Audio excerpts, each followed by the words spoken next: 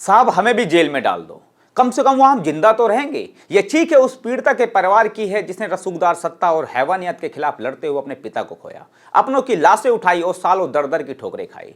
लेकिन पिछले 23 दिसंबर को दिल्ली हाईकोर्ट ने एक फैसले ने उनके जख्मों पर नमक छिड़क दिया है। 2017 में 17 साल की एक नाबालिग लड़की को बीजेपी एमएलए कुलदीप सिंह सेंगर नौकरी के बहाने घर बुलाता है, फिर उस लड़की के साथ रेप करता है, फिर उसको किडनैप करके एक हफ्ते तक उसके साथ गैंग रेप किया जाता है। जब उसके पिता पुलिस के पास कंप्लेन दर्ज कराने जाते हैं तो पुलिस कंप्लेन लिखने से मना कर देती है। फिर उस लड़की के पिता को एमएलए के भाई और उसके लोग खूब मारते हैं। मारने के बाद उल्टा उस लड़की के पिता पर ही कंप्लेन दर्ज करा देते हैं और उसके बाद उसके बाप को अरेस्ट कर लिया जाता है। अरे कार्रवाई तो होनी ही है क्योंकि बीजेपी एमएलए के आदमियों ने कंप्लेन दर्ज करवाई थी। आप और हम तो कीड़े मकोड़े हैं। अब इन सबसे परेशान होकर लड़की सीएम योगी के आवास के सामने खुद को आग लगाने की कोशिश करती है।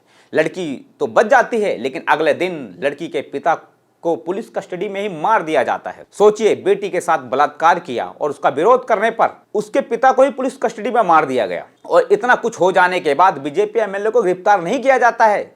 उसके बाद ये केस सुप्रीम कोर्ट में जाता है और एक एसआईटी बनाई जाती है, केस सीबीआई को दिया जाता है और फाइनली एमएलए के खिलाफ केस रजिस्टर्ड होता है और उसे सीबीआई की कस्टडी में ले लिया जाता है। उसके बाद एक दिन यह लड़की अपने वकील और रिलेटिव के साथ गाड़ी से जा रहे होते हैं, तभी एक ट्रक सामने से आता है, उसकी गाड़ी को टक्कर मार देता है।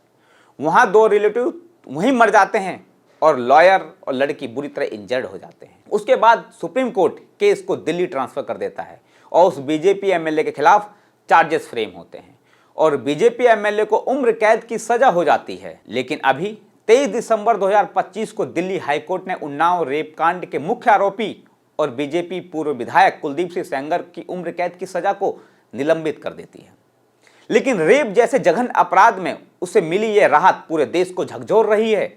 अगर एक बलात्कार का दोषी जिस पर हत्या के साजिश के भी आरोप हों, वो तकनीकी खामियों के दम पर बाहर आ जाता है, तो यह उन हजारों बेटियों के गाल पर तमाचा है जो न्याय की उम्मीद से सालों लड़ती हैं।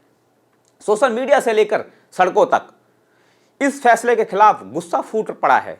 लोग पूछ रहे हैं कि अगर इतने हाई प्रोफाइल और साबित हो चुके मामले में भी सिस्टम नरमी बरतता है तो आम बेटियों को इंसाफ की उम्मीद किससे करनी चाहिए।